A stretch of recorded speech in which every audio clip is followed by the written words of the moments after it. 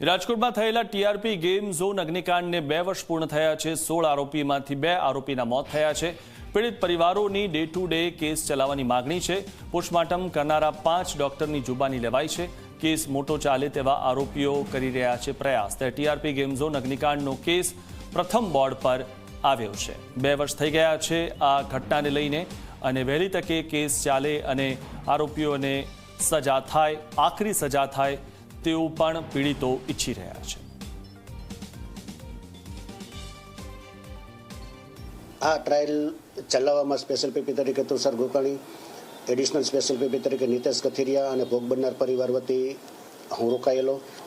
આ કેસમાં કુલ પોસ્ટમોર્ટમ કરનાર 6 ડોક્ટરો છે। એમાંથી 5 ડોક્ટરોની જુબાની છે એ નામદાર અદાલતમાં નોંધાઈ ગયેલ છે। એક ડોક્ટરની જુબાની જે બાકી છે એની આગામી તારીખ 12/6/2026ના રોજ નોંધાવાની છે।